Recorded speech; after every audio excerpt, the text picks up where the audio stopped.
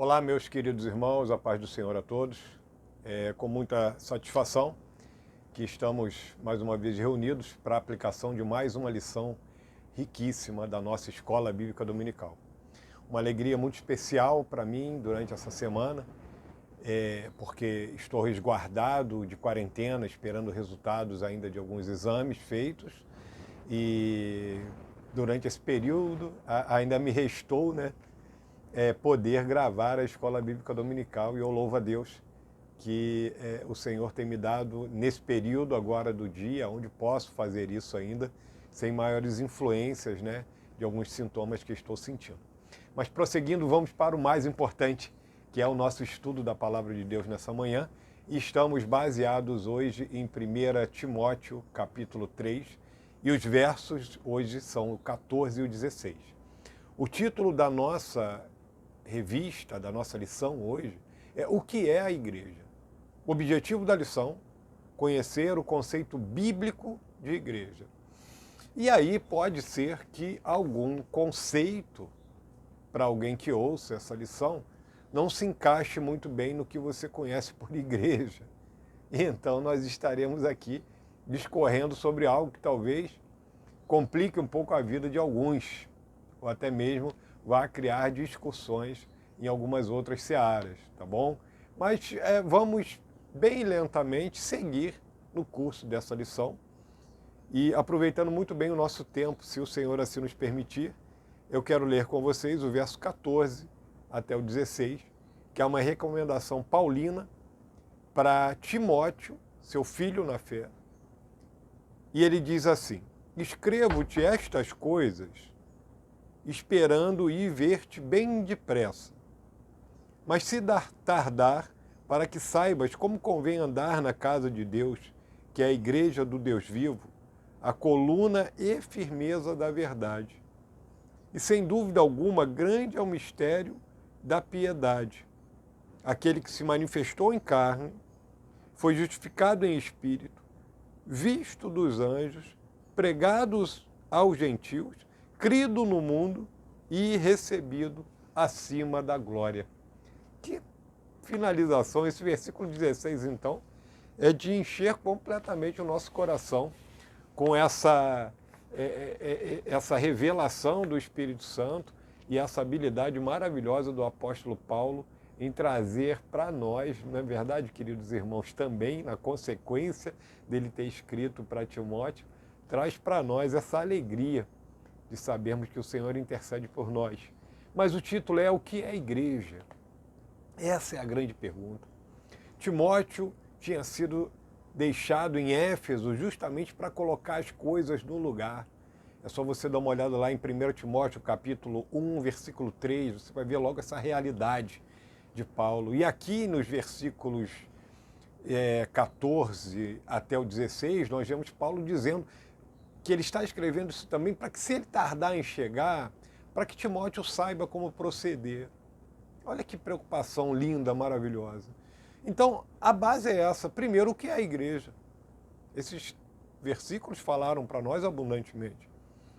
Usando um pouquinho aqui da introdução do autor, ele diz assim: o maior privilégio que alguém pode desfrutar nesta vida é participar da família de Deus. A igreja é a família de Deus. Rick Warren diz: ser membro da família de Deus não é irrelevante, nem algo a ser negligenciado. A igreja é o plano de Deus para o mundo. A pessoa que diz: não preciso de igreja, é soberba e ignorante. A igreja é tão importante que Jesus morreu na cruz por ela, aqui no sentido amplo, tá? Evidentemente. Ele morreu pelos pecadores. Cristo amou a igreja e deu a sua vida por ela. De novo, nesse sentido pleno e mais abrangente do que ele vai trazer. Nesse segundo parágrafo acontece algo interessante que eu também tenho que tocar nele ainda, que gasta aqui um pouco mais dos nossos preciosos minutos. É comum ouvirmos hoje sobre a existência de pessoas que dizem crentes, mas não querem saber da igreja. São os sem igreja, ou como nós dizemos, os desigrejados. Mas isso é impossível. né? Você jamais poderá ser um discípulo de Jesus se não estiver comprometido com um grupo de outros discípulos. Você precisa da igreja e a igreja, nesse sentido inverso, necessita de você, porque a igreja é formada por pessoas. Imaginemos se na totalidade das pessoas todo mundo dissesse o seguinte: então, aceitei Jesus, está tudo bem na minha vida, só que eu não preciso de congregar, ir a uma igreja, eu sou templo do Espírito Santo. Um dos textos que não está exposto nessa revista, mas que eu gostaria que vocês analisassem depois, que ele é complementar a essa lição, é 1 Coríntios capítulo 12. Membros do corpo de Cristo, um fazendo parte da vida do outro. Ou seja, né, você é o quê? Mão, pé, orelha? O que você é? Você precisa do corpo todo. Um outro texto que é importante analisar até nas nossas leituras diárias aqui é Efésios 1, verso 15 a 23, que vai falar sobre Cristo como cabeça, os últimos versículos, e vai falar sobre a igreja como seu corpo, e outros textos mais. Então, essa interdependência, ela é maravilhosa, queridos. Porque para ser parte do corpo de Cristo, nós temos que tolerar até mesmo essas inconsistências às vezes. A insatisfação interna, esses desejos, às vezes, de estar num lugar e não estar, os conflitos, ser amoroso com as pessoas, paciente. Isso realmente é fazer parte do corpo de Cristo, essa contradição, né, que às vezes existe dentro da própria igreja, irmãos. Aqueles que são mais maduros aguentam aqueles que são mais fracos na fé, aqueles que estão em processo de amadurecimento. Igreja é hospital, igreja é escola, igreja é lugar onde nós crescemos. Então, realmente, a igreja é muito necessária para aquele que nasceu de novo. Aqueles que estão fora, né, e aí eu faço aqui uma ressalva, né, muitos desses que estão fora também não devem ser julgados simplesmente como desigrejados, porque em muitos desses casos eu vejo a seguinte forma: eles estão passando por um processo de volta. E a minha oração, a oração da igreja, é sempre que esse processo seja o mais breve possível. Mas é realmente um processo. Muitos desses estão passando por um processo de volta. Então também tem essa questão. Porque nós temos até mesmo no nosso meio, né, alguns irmãos que às vezes são congregados e não fazem parte ainda da membresia da igreja, né, por diversos motivos. Ainda estão acertando coisas, outros precisam ainda de estudar, passar pelo discipulado e assim vai, tá? Mas enfim, eu só queria fazer essa ressalva. Bom, primeira coisa que ele vai dizer aqui, o tópico número 1 é: ela é a casa de Deus. A igreja é a casa de Deus. E casa sempre vai nos trazer o contexto de morada, de lugar de conforto, de lugar aonde eu vivo. Então, nesse sentido, eu acho que fica muito bem aplicado isso. A igreja é a casa de Deus. Coletivamente, quando nós nos reunimos, né, e já trazendo para esse sentido coletivo, da vivência em comunidade dentro da igreja, quando nós nos reunimos, por exemplo, para cultuar, porque essa não é a única e exclusiva atividade da igreja, o culto público, mas quando nos reunimos para cultuar, como é importante, irmãos, como é maravilhoso nós estarmos naquele lugar ali reservado, com essa expectativa de que aquilo ali é a casa de oração, né? É a casa de Deus em um determinado sentido, onde Ele se reúne conosco para coletivamente receber o nosso louvor, apesar de que nós sabermos que Ele habita no nosso coração através do Seu Espírito Santo. Isso é maravilhoso, irmãos.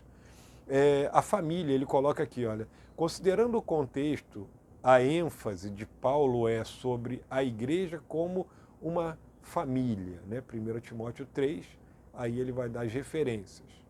William Barclay comenta: a igreja não é um ajuntamento de desconhecidos, nem uma reunião de amigos.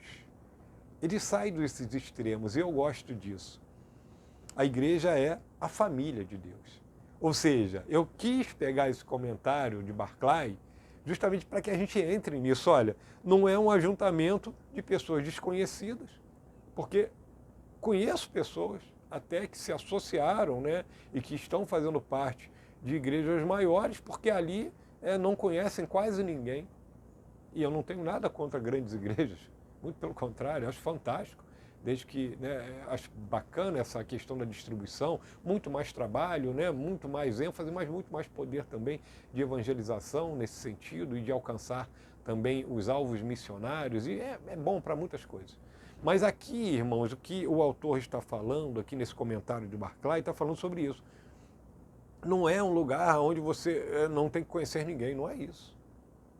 E aqui ele diz também, nem é uma reunião de amigos, não é um clube social, não é um Caltrim Club, não é um lugar onde você se encontra com outros simplesmente para rir, contar piada, dizer como foi a semana, falar sobre o futuro dos filhos, sobre o seu futuro, né? E, enfim, não é isso. A igreja é a família de Deus, é um lugar onde a gente compartilha, onde nós compartilhamos das nossas necessidades, das nossas virtudes, de tudo, colocamos os nossos talentos para serem burilados, né, dentro da igreja. É aonde nós servimos ao Senhor de maneira mais concentrada e também tendo uma liderança eficaz, chamada pelo Espírito Santo de Deus e que trabalha nisso de maneira eficaz, tá? Então ele vai falar várias outras coisas sobre isso aqui também. Ele diz aqui a casa, e aí é o que nós começamos a falar no começo, finalizamos aqui. A casa era a unidade básica da sociedade grego-romana. P.H. Towner comenta, sua importância era tal que os esteticistas ou os especialistas em ética, tá? Seculares consideravam que a estabilidade da cidade-estado dependia da administração da casa. Até o imperador era identificado pela sua casa. Aí Paulo escrevendo, né, aos Filipenses, os santos da casa de César vos saúdam, Filipenses 4, 22. Então, a questão da casa era algo realmente maravilhoso, porque nesse sentido a igreja é a casa de Deus. É o lugar onde nós nos sentimos, eu costumo, às vezes, evidentemente, irmãos, a casa de Deus, já antes que fique qualquer outro tipo de comentário, é lugar de reverência, é lugar de guardarmos o nosso pé, é lugar de vigiar. Mas não adianta eu vigiar lá dentro, se do lado de fora eu sou negligente. Se quando ninguém está comigo, eu sou um soberbo, eu sou um imoral, não adianta nada. Fica algo completamente incoerente e Deus não aceita isso. Mas a casa de Deus é realmente lugar onde nós devemos nos guardar mais ainda do que nos guardamos naturalmente. Agora, vejam uma coisa interessante. É a casa de Deus. É o lugar onde nós, de certa forma, temos que estar mais à vontade. Porque nós não ficamos mais à vontade na casa do nosso pai terreno, da nossa mãe terrena, a casa de origem, da onde, na maioria de nós, tirando aqueles que tiveram graves problemas emocionais lá atrás, não é verdade? Nós nos sentimos melhor. Então, nesse sentido, tem essa questão pessoal. É por isso que é importante nós entendermos a comunhão como algo pessoal. Várias perguntas boas colocadas aqui, né? E ele diz, é possível ser cristão sem fazer parte da igreja? Respondemos isso lá atrás, não é verdade? Acredito em um processo, mas não acredito nessa postura deliberada de realmente não fazer parte de uma igreja local. Acho algo realmente extremamente danoso e a pessoa não vai aprender o que é fazer parte do corpo de Cristo, porque vive de maneira independente e, geralmente, quando nós somos abandonados ao nosso próprio pensamento, longe estamos do Senhor.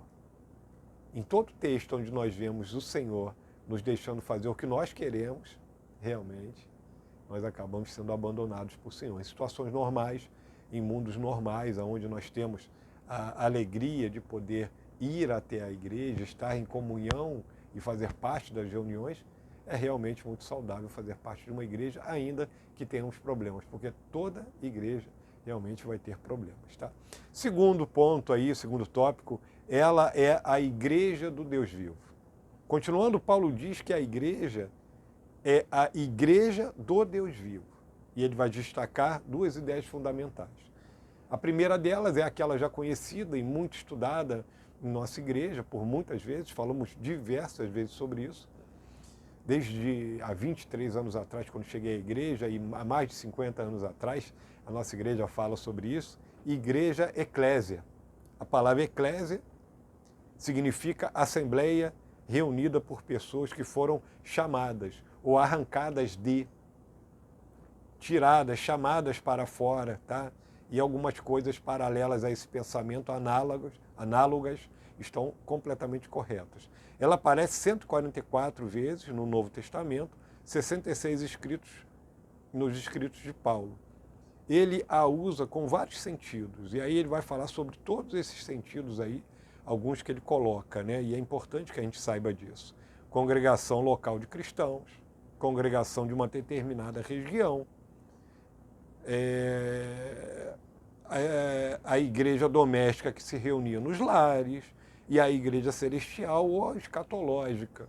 Então, nesse sentido, Paulo vai falar bastante sobre isso, mas o Novo Testamento vai trazer esse termo, né? Estamos estudando agora em nossa igreja, Atos dos Apóstolos, e nós vemos ali, em diversos lugares, esse termo eclésia sendo usado por Lucas, me fugiu, mas por Lucas, sendo usado por Lucas, para expressar essa ideia desses irmãos que agora caminhavam segundo Cristo, tá?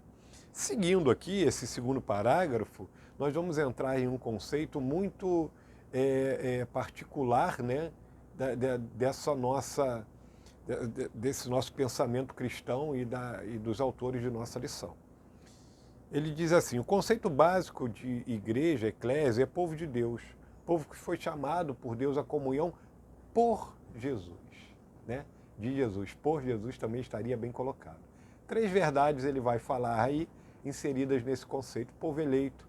E aí começam a entrar algumas coisas aqui bem particulares e que existe uma paridade e algumas coisas que nós pensamos um pouco diferente, mas aqui está certo, povo eleito. Deus escolheu soberana e incondicionalmente todos os que farão parte do seu povo. Queridos, aqui se nós entrarmos realmente nisso aqui até o final desse parágrafo, desse tópico, nós veremos que ele vai falar bastante aqui sobre predestinação.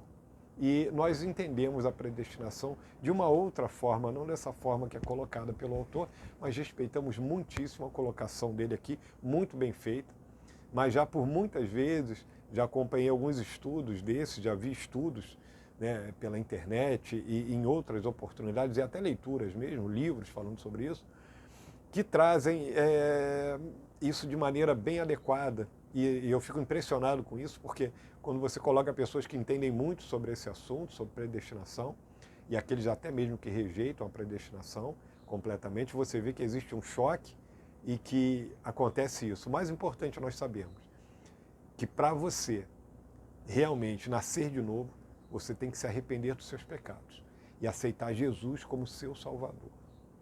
Isso é algo que você tem que fazer. Não creia que você está salvo simplesmente porque você se adequou à igreja. Tem uma experiência pessoal de salvação. Saiba, tenha essa certeza dada pelo Espírito Santo a você. Tenha uma vida que dê frutos de pessoa salva. O Senhor, queridos, Ele nos predestinou a toda a humanidade a vivermos em comunhão com Ele. A pergunta a ser feita é a seguinte: todos tomaram posse desse direito conquistado por Cristo? Ide por todo mundo e pregai o evangelho a toda criatura. Quem crer e for batizado será salvo. Quem não crer já está condenado. Então, tome isso para você. Tome essa posição de aceitar a Jesus. E você que já aceitou a Jesus, que é o caso, creio eu, de muitos, ou se não da maioria dos que assistem essa aula agora, viva como igreja, querido. Viva em comunhão com seu irmão. Embora ainda seja doloroso, embora seja difícil, viva em comunhão. É difícil, não é? Para mim é difícil, às vezes, viver comigo mesmo. Imagina só, por muitas vezes eu acordo e olho para mim e falo: rapaz, como é que é difícil viver contigo, Alan? Imagina viver com outros, não é verdade? É difícil também para o pastor, mas o amor de Cristo nos une. Ele nos faz mais pacientes, não é verdade? Mais tolerantes e, por incrível que pareça, conforme nos aproximamos um dos outros, aprendemos a nos amar mais. Que Deus te abençoe, tá bom? Ele também diz o seguinte: é a igreja do Deus vivo. É o segundo subtópico aqui. Paulo diz a igreja do Deus vivo. De onde vem essa ideia? Ponto 1. do Antigo Testamento. Aí nós temos o caso de Daniel, lindíssimo, com o rei Dario. Interessantíssimo, queridos, esse caso, que é aquele caso que ele é jogado na cova dos leões. Porque eles tinham 120 governadores menores no reinado de Dário e 3 que eram governadores maiores que tomavam conta, ou seja, né, provavelmente, se fosse igualitário essa divisão, 40 cidades eram administradas por Daniel. E ele se destacava mais do que os outros 2. E esse homem temente ao Deus de Israel continua a buscar ao Senhor e por causa da sua vida de oração, ele é jogado na cova dos leões. E aí nós temos essa declaração aqui do rei Dario, depois que esse homem é livre por causa da vontade do Senhor na sua vida. Ele diz assim: faço um decreto pelo qual, em todo o domínio do meu reino, os homens tremam e temam perante o Deus de Daniel, porque ele é o Deus vivo e que permanece para sempre. O seu reino não será destruído, o seu domínio não terá fim. Um decreto com isso, queridos irmãos, que coisa mais maravilhosa. De um rei desses, né, que tinha levado cativo esse povo para o reino de Babilônia. Ele é o Deus vivo porque se revela, outro ponto interessante. Ele se revelou, e isso é uma vontade que parte desse Deus vivo, se revelando a nós, os homens, a cada um de nós de maneira individual, mas também coletivamente através da igreja, dessa comunidade que vive de maneira exemplar no meio de uma sociedade corrompida, mesquinha, cada vez mais carnal e, com o passar do tempo, muito corrompida. A igreja ela tem que se destacar positivamente e não fazer parte da sociedade como simplesmente mais uma organização. Tem que haver uma diferença, e é para onde nós vamos andar daqui a pouquinho, tá? Ele diz ainda também, ele é o Deus vivo que habita e vive com o seu povo. Então é por isso que tem que se ter temor, porque ele vive conosco, em nossas vidas, se preocupando com detalhes, com situações que para nós muitas vezes são pequenas, mas não são na verdade.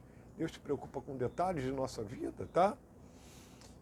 O terceiro tópico ele é importantíssimo para mim, porque ele vai falar justamente do que significa para essa sociedade ter a igreja e do que a igreja tem que ser.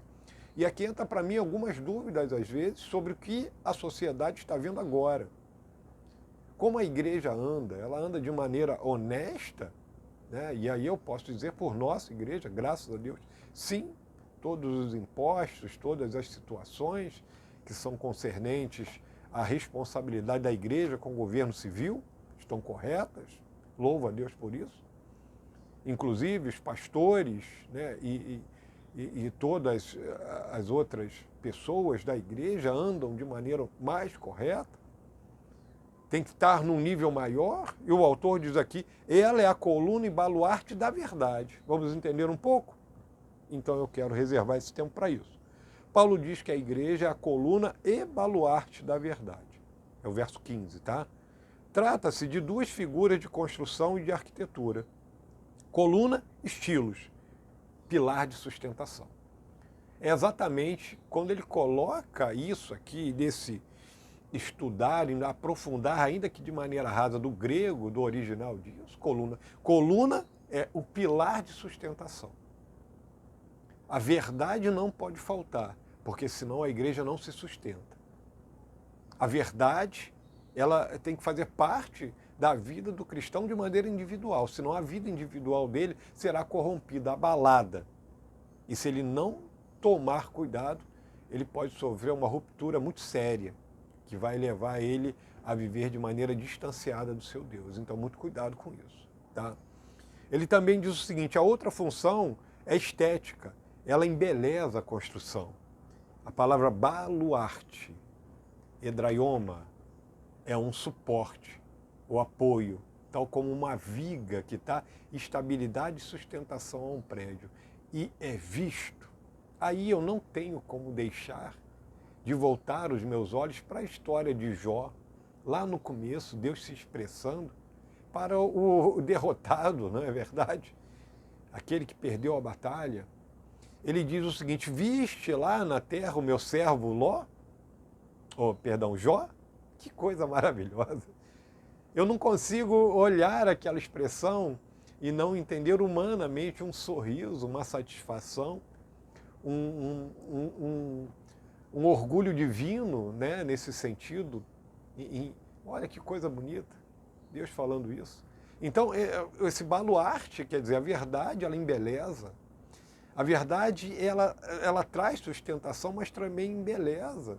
Em um mundo tão levado por questões que são completamente solúveis de acordo com o que muda na sociedade, a igreja continua sendo esse lugar onde tem estabilidade e onde tem beleza, onde a beleza de Cristo ainda é refletida através da vida da igreja como instituição e também da vida de cada cristão, de cada pastor, de cada diácono, de cada criança da igreja, assim, brilhando e de maneira estética, bonita, também honrando a Deus de alguma forma. Irmãos, isso é algo maravilhoso, tá?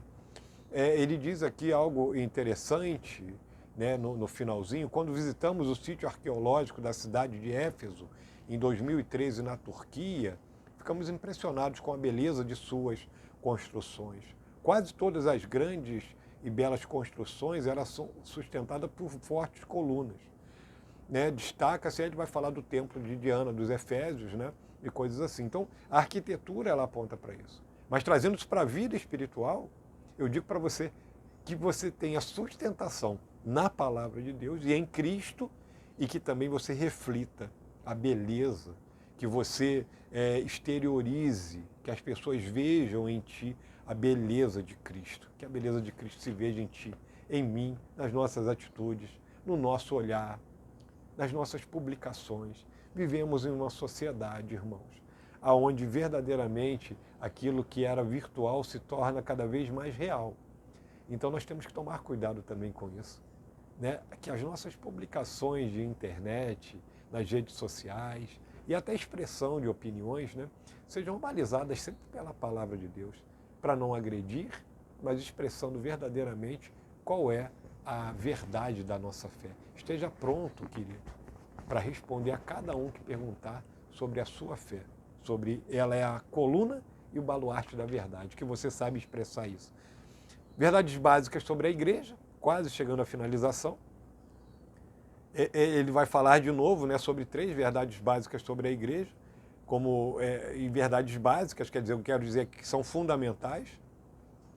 Ela é fundamentada na verdade construída sobre a rocha que é Jesus. Então ela é cristocêntrica. Se isso falta, falta tudo. E como identificar isso? Ela fala sobre Jesus, sobre as verdades de Jesus, mudança de vida, transformação em Cristo Jesus, frutos. Como é isso? A verdade é a igreja, a verdade é a vida da igreja. A igreja vive na verdade, depende dela e não pode deixar e não pode existir sem ela. O Espírito da verdade é quem lhe mantém viva. Ela é santificada pela palavra da verdade. Aí estão os textos, né? A verdade é o oxigênio que mantém a igreja viva. Em Cristo, que é a verdade que liberta. Liberta de quê? Alguém poderia me perguntar. Do poder do pecado.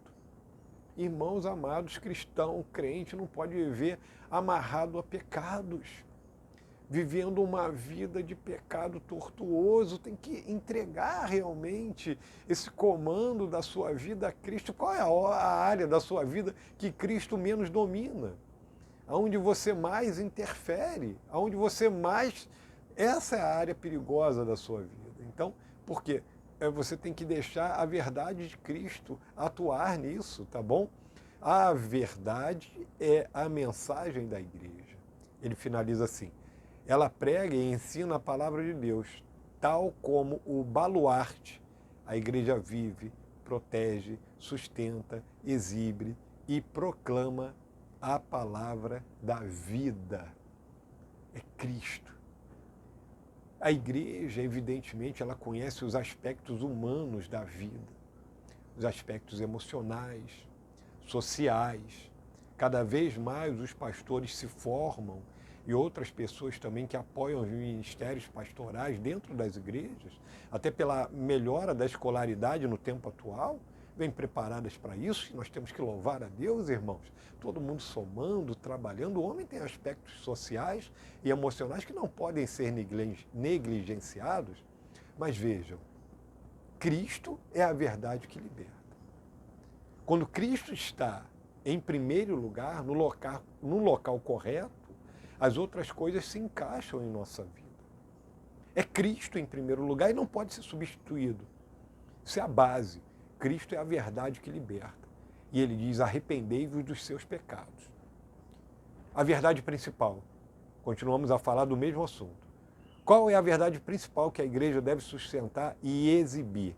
A doutrina da pessoa e da obra do Senhor Jesus Cristo. Essa é a doutrina básica. A obra de Cristo. Falar das verdades de Cristo.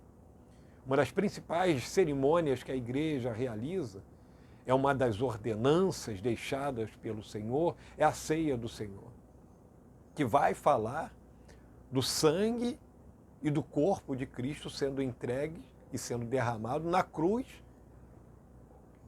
do Calvário, na cruz que era para mim e para você. É esse ato substitutivo de Cristo por nós, como diz lá em Hebreus, é Cristo como sacerdote, como cordeiro, se entregando só uma vez por todos nós. Queridos irmãos, que tenhamos firme isso em nosso coração. Essa cerimônia é um memorial, traz a nossa memória. Quando nós pregamos a Cristo, nós estamos trazendo ao conhecimento daqueles que ainda não o conhecem como Salvador, de que o sangue de Jesus nos purifica de todo pecado. Mas nós trazemos também para nós que já fazemos parte da igreja há 1 ano, há alguns meses, há 10 anos, há muito mais do que isso, nós estamos trazendo que verdadeiramente Cristo é a nossa mensagem principal. A Bíblia de Gênesis a Apocalipse, ela aponta para Jesus. E a igreja não poderia ter outro assunto a não ser Cristo. Política não pode substituir isso. Conforto humano não pode substituir isso. Riqueza, negócios não podem substituir isso. Entenda, o dia que a igreja deixar de falar de Cristo, ela deixa de ser igreja. Então que nós tenhamos firme essa promessa. A igreja é um lugar de tolerância, de amor, de crescimento e de mudança. Ela é hospital, ela é escola, ela é lugar de vida e de paz, ela é lugar de adoração, ela é lugar onde nós temos comunhão com os outros e comunhão com Deus. Que o Senhor te abençoe e te dê um dia maravilhoso. Irmãos, sigo por aqui, esperando as melhoras para que eu possa voltar às minhas atividades presenciais na igreja e deixo aqui também o meu profundo agradecimento a cada oração dispensada, feita a Deus por minha vida. Agradeço a todos e que o Senhor te abençoe com essa lição, em nome de Jesus.